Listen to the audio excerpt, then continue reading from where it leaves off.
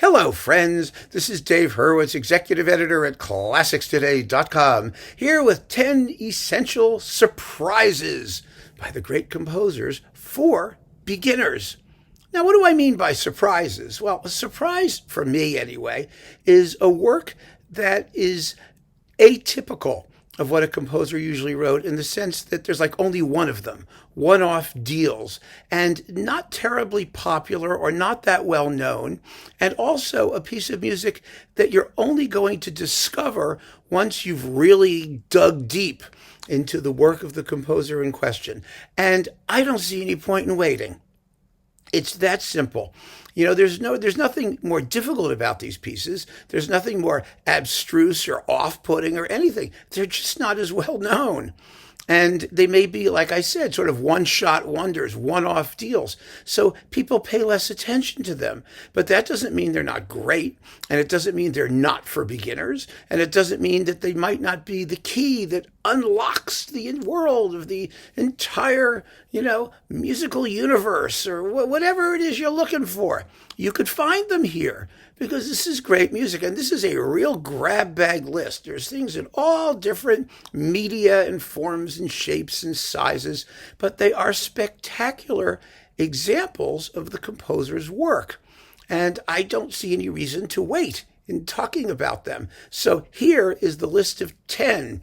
Get ready, and if you're a beginner, don't hesitate for a moment. This is all fantastic stuff if something that I am talking about intrigues you. Number 1, Handel, Dixit Dominus. Well, what is a Dixit Dominus? It's a psalm. It's a psalm setting, and it's a very early setting by Handel. He wrote it during his early years when he was sort of an apprentice in Rome. And it's a wonderful prayer. It's a psalm full of nastiness. It's about, how God is going to smite and smote and squash and stomp on the heads of the evil, kingdoms of the pagans and the other people, and destroy them utterly. And oh gosh, it's marvelous. And Handel's setting is unbelievable. It's for a 5-part chorus and a bunch of soloists. And it's like 25 minutes long or so, half an hour. It's a big thing in separate sections. And already Handel was an incredible genius. And the big moment is when God is doing the stomping, the smiting, conquasabit, I can't even describe it to you. You have to listen to it. But it's a war chant. It has to be the most theatrical, unliturgical setting of liturgical music you've ever heard. The chorus is going on the word conquasabit. He's going to crush them. Conquasa, ha, ha, ha, ha, ha, ha, ha. It's a war chant. It's phenomenal. You won't believe it's in a piece of sacred music. It's got to be one of the most immediately compelling, catchy, vibrant, vivid, visceral, all the V words, verisimilitudeness, I don't know, pieces of sacred music you've ever heard. And so if you're looking to get into Handel and you're not into a 3-hour oratorio and want to hear a completely extraordinary example of his work, check out the Dixit Dominus. That means God said, basically. It's the opening 2 words of the psalm in question. It's a phenomenon. It really is. Next, let's talk about Bach, his organ trios. Now, this is one of those pieces that it's a little miracle of musical fabrication, actually. Most people don't particularly care for organ music. I am very selective in my organ music wanderings, because I find that as often as not, it makes me completely crazy. But there is great music written for the instrument. But the beauty of Haydn's organ trios is that they are the most unbelievably fabulous examples of pure, linear, 3-part counterpoint that you've ever heard. And they're musically very expressive and affecting. They're gorgeous pieces of music, but they are quite literally for 2 hands and your feet on the pedals. They're in 3 parts. You got left hand, you get right hand, and you get feet. They combine to be the third part. And so if you're curious about what counterpoint is all about, how melodies are combined, in that kind of style, what Bach's writing was, the essence of Bach's technique, which was counterpoint, fugues and canons and all of that stuff, those supposedly very technical terms and complicated. I mean, they're less complicated than we think, but complicated sounding concepts. Listen to these trios. They are also lovely. I mean, lovely, timbrally lovely, because you don't have that organ sound that's like churchy, where you're like leaning on the keyboard, going, playing a hymn or something. It's actual linear writing all the way through. And the organ is the perfect instrument for it, because the organist can differentiate using the correct stops or registers of the instrument, can differentiate the three essential lines of the music. And so there is a purity and sincerity in this music that's so evident the minute you hear it. They're glorious, glorious works. And when most people come to Bach, they think, either, the big choral works like the B minor Mass or the St. Matthew Passion or the Brandenburg concertos or, things like that. Orchestral pieces, cantatas, vocal works. And there is, of course, the toccata and fugue in D minor, right? Da-da-da, da-dum-bum, horror movie music for organ. But I think that the heart of Bach, frankly, for me, is in the organ trios. I really do. And they're a wonderful, wonderful way to simply sit back, listen, and let your mind comprehend what happens when you can hear several voices all combining euphoniously but remaining clear. See all this?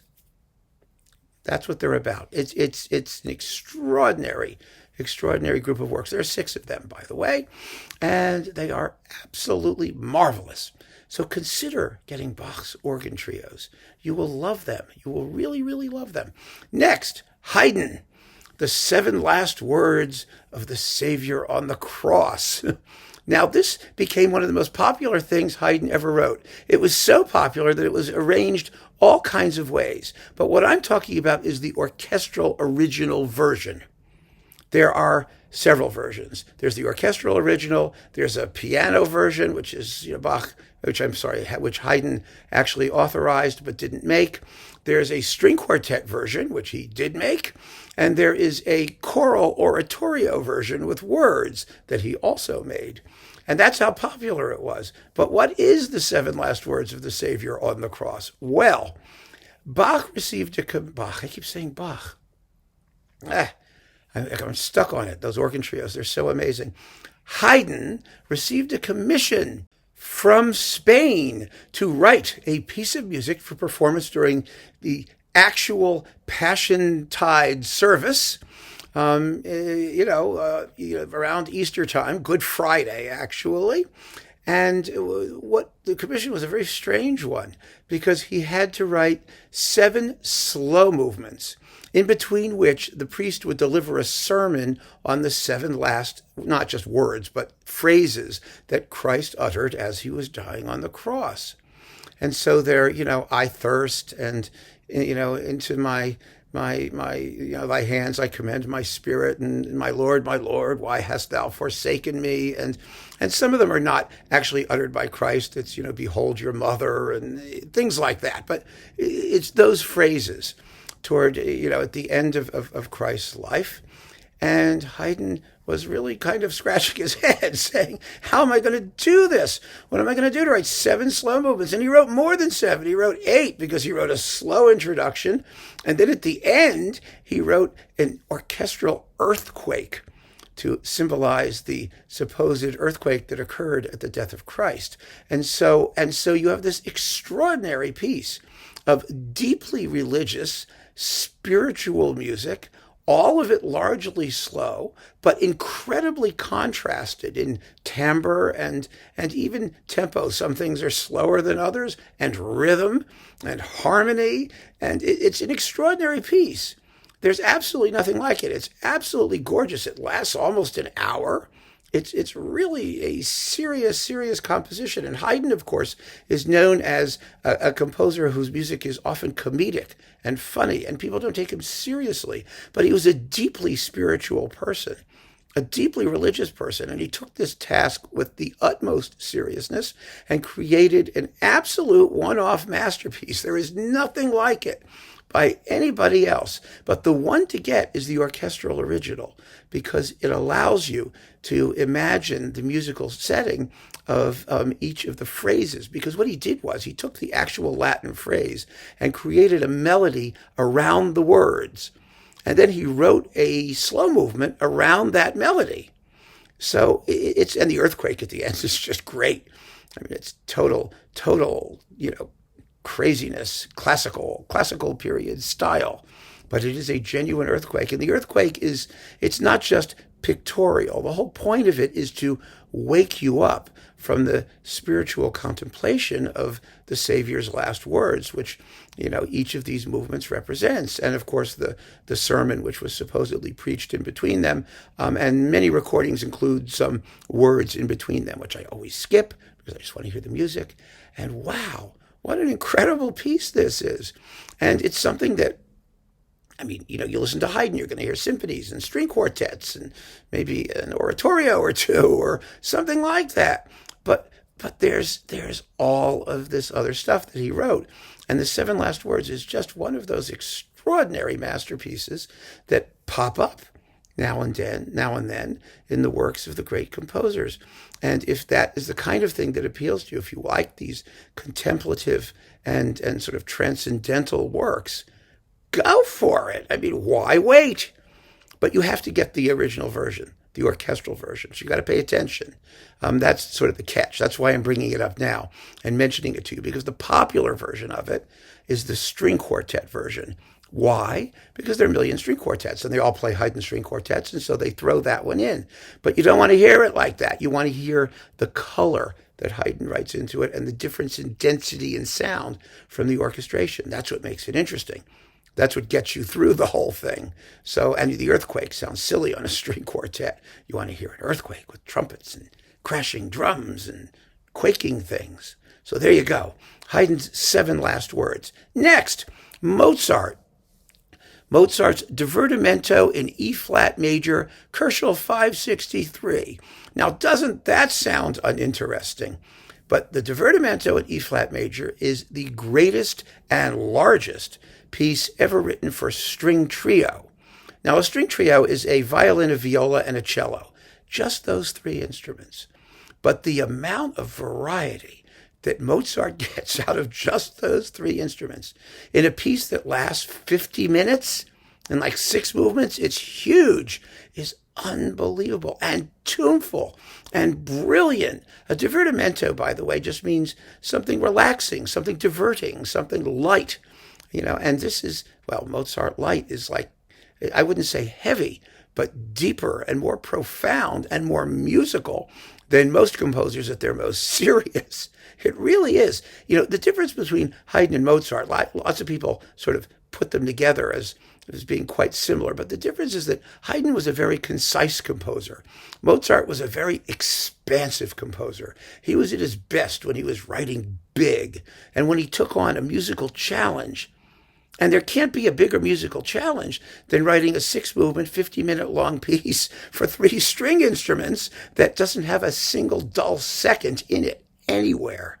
It's thrilling. It's absolutely thrilling. It's been recorded millions of times. String trios, little chamber music groups, and string quartet people always love to do it. It's such a flaming masterpiece.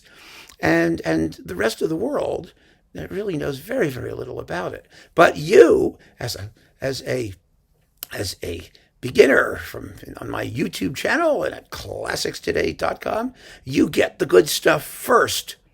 We aren't waiting, and this is one of those pieces you definitely should not wait for. It's glorious. So after Mozart, Schubert.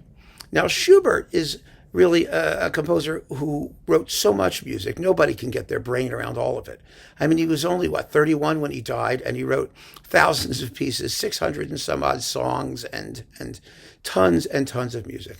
And one of the great bodies of lesser known music that Schubert wrote is his music for piano four hands, which was a very popular medium in Schubert's day because it's what people did at home to entertain themselves. If you wanted to hear music, you would make it yourself. You had to play it. And most people learned to play instruments, and they owned at least one piano, and there was usually more than one person who could play it. So Schubert and many, many other composers wrote tons. There's tons and tons of this stuff. Music for piano four hands. And one of those wonderful pieces that Schubert wrote for piano four hands is a little piece called Divertissement, which is Divertimento, like the Mozart we just talked about, à la hongroise, the Hungarian Divertissement for piano four hands. It's based on Hungarian melodies. He actually wrote two of them. He wrote a Hungarian one and one based on French melodies as well. The Hungarian one is a little more popular because, well, everyone loves Hungarian tunes, like Liszt's Hungarian Rhapsodies, da-dum, boom, da-da-da-dum, da-da-da-da. I mean, Hungarian music is one of those evocative folk musics, the Brahms Hungarian dances, and Haydn wrote tons of Hungarian pieces, the Hungarian piano trio. And so, yeah, Hungarian stuff's really popular.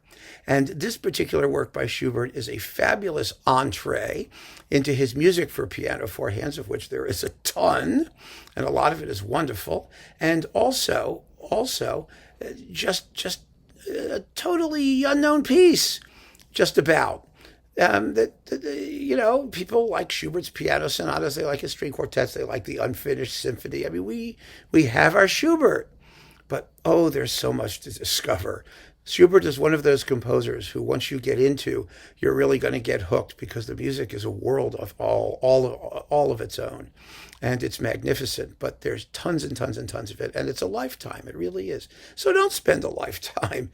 You don't have to spend a lifetime. Just try the Divertissement on Hungarian motives, or the Divertissement à la hongroise, or whatever they want to call it. Oh, it's fun. It's like 25 minutes long, and it's just a joy. From first second to the last second. You're going to love it. Now, Mendelssohn is one of those composers, another composer who wrote a great deal of music, much of which is unknown. People are fond of, A Midsummer Night's Dream, the overture, the Hebrides overture, the one that goes do do do do do do do do do do do do. I talked about that already in like tone poems and other things, and overtures, the overture chat for beginners. It's a great piece. Mendelssohn wrote a lot of wonderful music.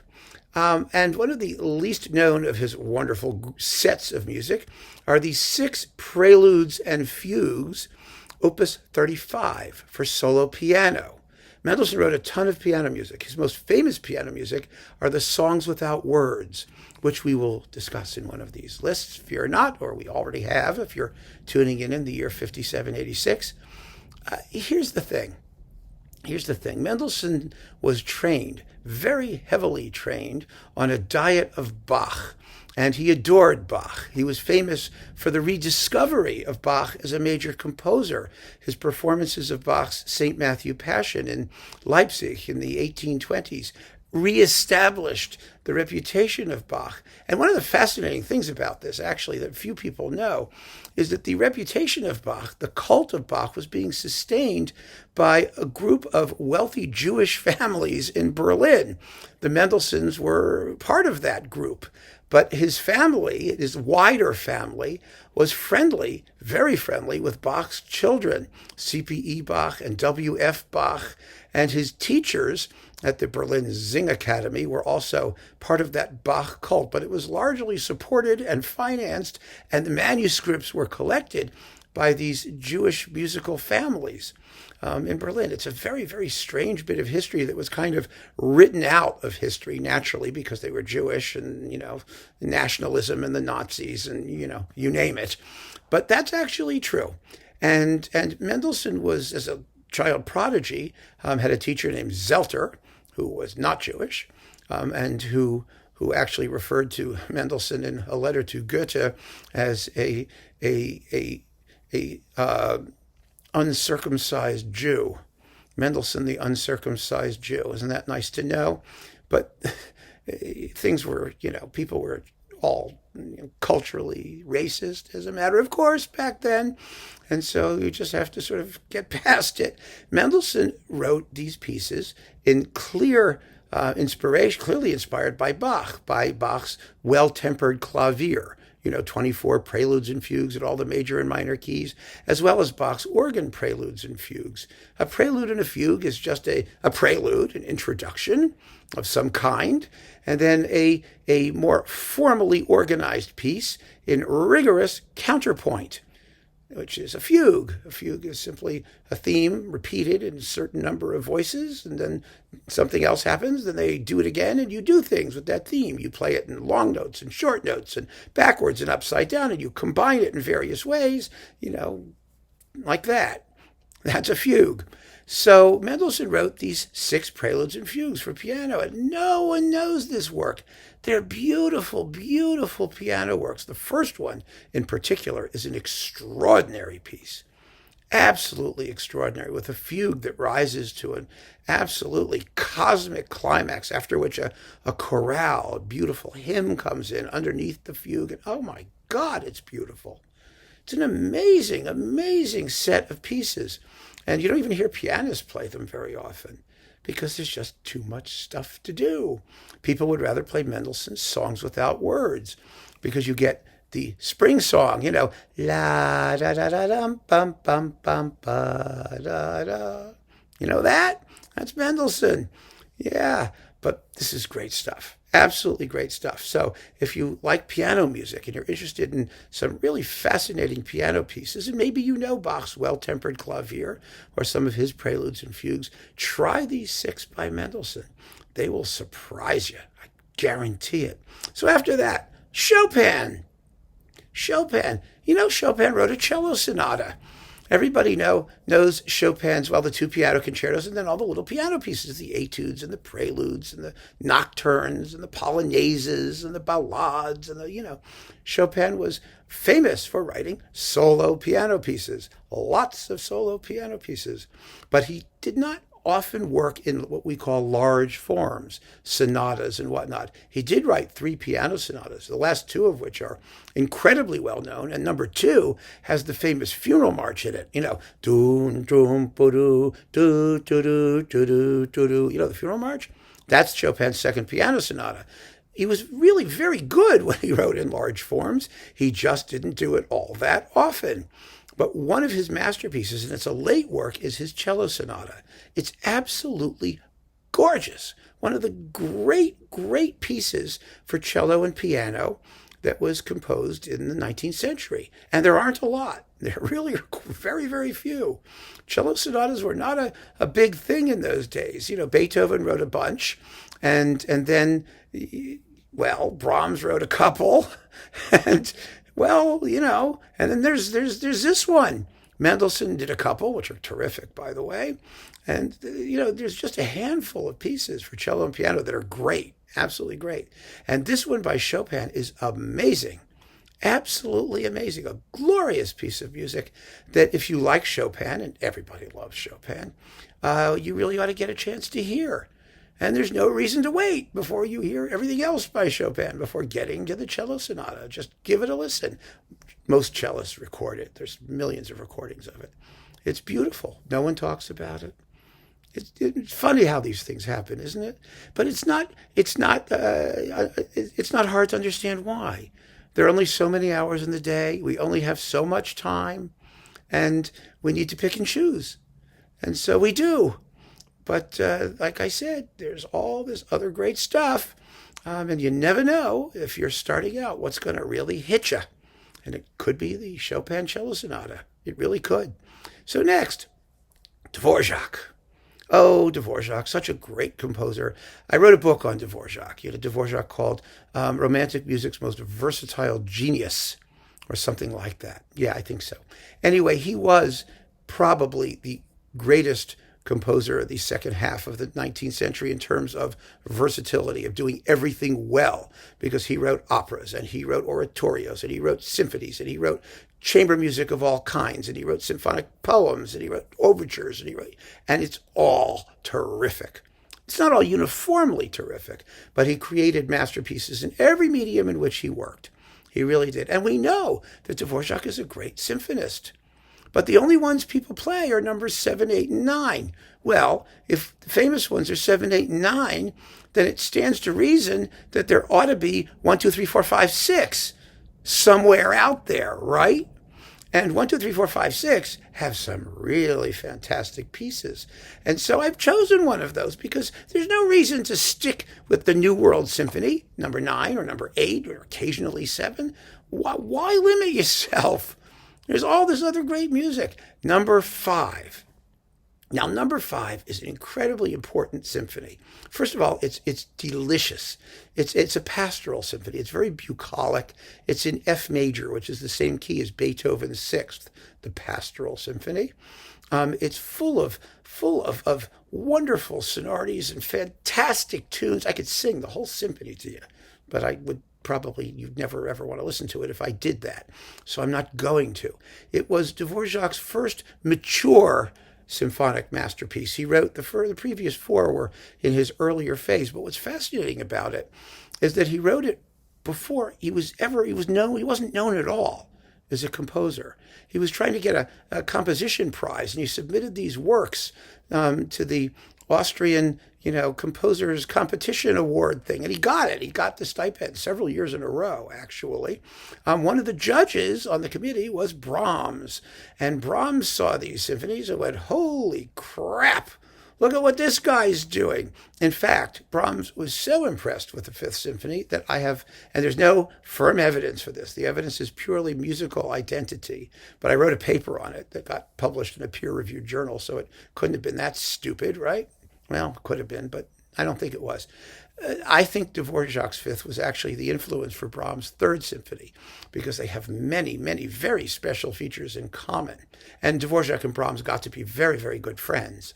So they shared each other's work. And Brahms knew this symphony. And this was written before Brahms' First was even released. I mean, Brahms worked on his First for 20 years. But Dvorak wrote 5 symphonies before Brahms' First was even performed.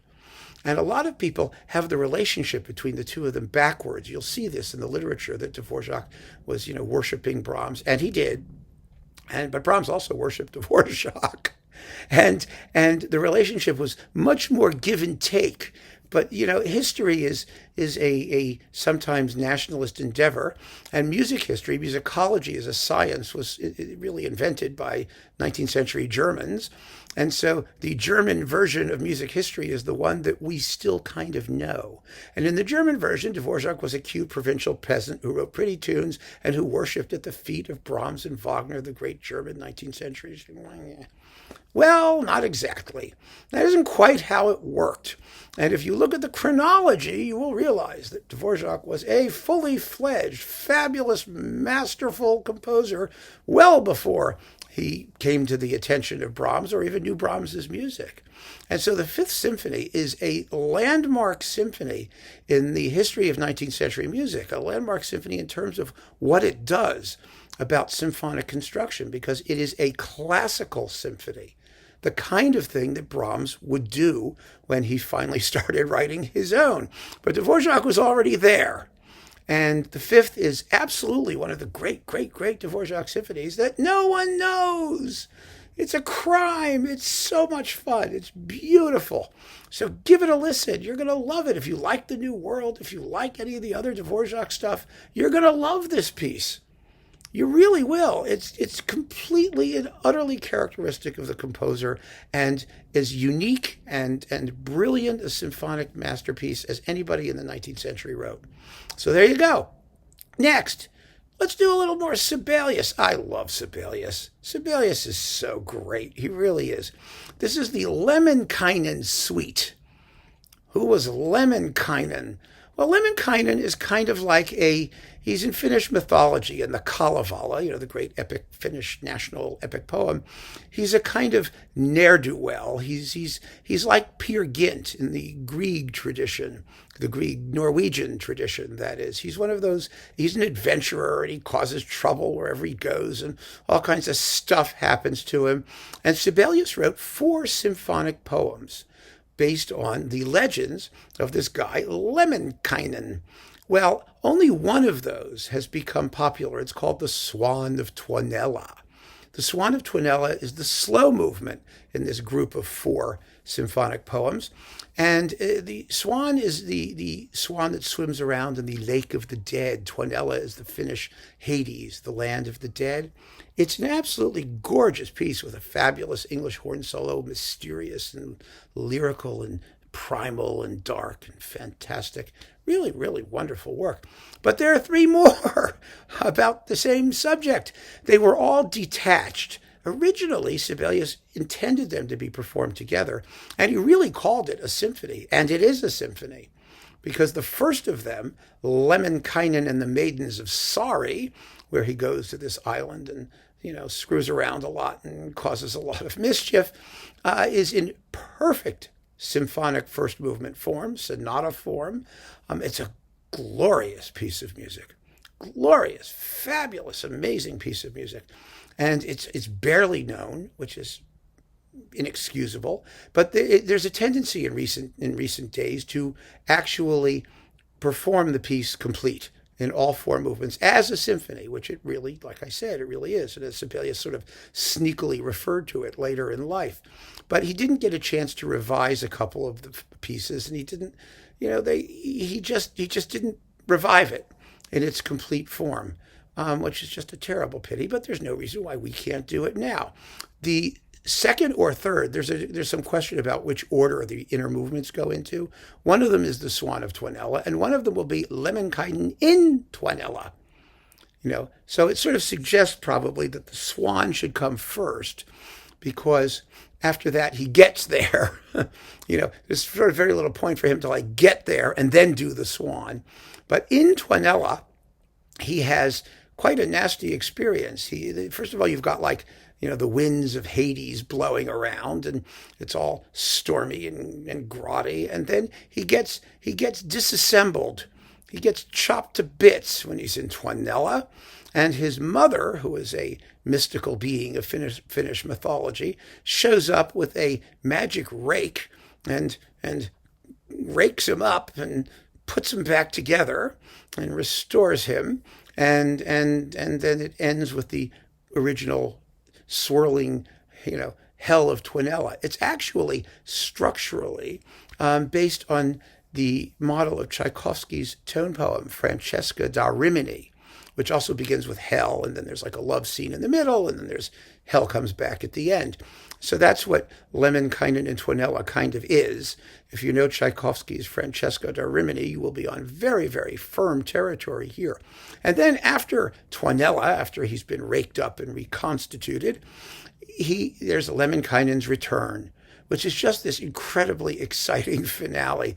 It moves like the wind. It gains speed as it goes, and it's just this victorious arrival at wherever he's arriving to. We aren't told where he's arriving to, but it makes a perfectly fabulous grand finale, essentially in classical rondo form, which is, A, B, A, C, A, D, A. That's a rondo. That's another symphonic form. And it's wonderful. And so the whole piece makes this fantastically colorful symphony based on 4 related tone poems. They have thematic relations too. They belong together. They really do. And you ought to hear them together. And if you like Sibelius, again, someone will say, listen to the Second Symphony. That's the big Sibelius Symphony. Play number 2. Listen to Finlandia. Yeah, do all those things. But you may want to give a shot to the Lemminkainen legends, the 4 Lemminkainen legends. That's what they are. Go for it. And last but not least, this is an extraordinary masterpiece that has gained a great deal of popularity in recent years. And again, it's something that you discover late when you're working on the composer. It's Rachmaninoff's Symphonic Dances. Now, Rachmaninoff, he was a pianist, right? He was a pianist composer. And so the second piano concerto, and it's got all the pop tunes. It's got All by Myself, or I'll Never Love This Way Again. That's in the second. Eric Carmen did it in the second piano concerto, or the Prelude in C-sharp minor. If you're a piano person, bum, bum, bum, bum, bum, bum. I actually used to play that very badly, but I could play it. And he also was a symphonist. And the symphony that people listen to is the Second Symphony, which is very, very, very beautiful. Again, it has that, I'll never love this way again, the clarinet tune, which is simply exquisite. And I'm never gonna love again. Da da da da da da da da da. That's the Eric Carmen one, the one from the Second Symphony slow movement. These tunes become incredibly popular. But Rachmaninoff's very last completed work, which he wrote in the United States because he had been in the United States since the Russian Revolution, basically. In the 1940s, 30s and 40s, was a piece called Symphonic Dances in 3 movements. And it is really special. It is a great, great, great work, full of terrific tunes and vivid orchestration. There was the second movement, Waltz. It was a television commercial for either perfume or a financial services company, or maybe both. I can't remember which. There was, how in like television commercials, certain pieces show up because the same ad agencies reuse them, working for different clients. And so you see things popping up in multiple commercials for different products. Well, this thing had its moment of fame. It's da da yum ba da da da da da da da da. It's a waltz, and it's a really rich, spooky, decadent waltz. Really, really cool. But the whole piece is absolutely thrilling. And I listened to Rachmaninoff for 20, 25 years before I ever even knew that these pieces existed. And as soon as I heard it, it became like my favorite piece by Rachmaninoff because it's just that good. Even Rachmaninoff said he'd fired off his last shot when he wrote this piece and was shocked that it came out so well. And it did. It's an amazing masterpiece. But you don't have to wait 25 years and get through everything else Rachmaninoff wrote before you get to the symphonic dances. The truth is, it's a lot easier now than it was when I was starting out because there are just so many more things available on recordings. There's just tons and tons and tons of everything that's been recorded. Back in the day, it was hard to find these pieces. Even if I would have known that they existed, getting a good sounding recording would not have been easy. There may have been 1 or 2 or 3 things were in and out of print. It was very hard to find actual product, which it's not now. So one of the joys of doing one of these talks on like surprises is that you don't have to wait. You can just go and listen to it. You can stream it. You can find it a million different ways, and you're in great shape. So go for it. Try, have a surprise, treat yourself. You've earned it. So keep on listening, friends. Thanks for joining me. Take care.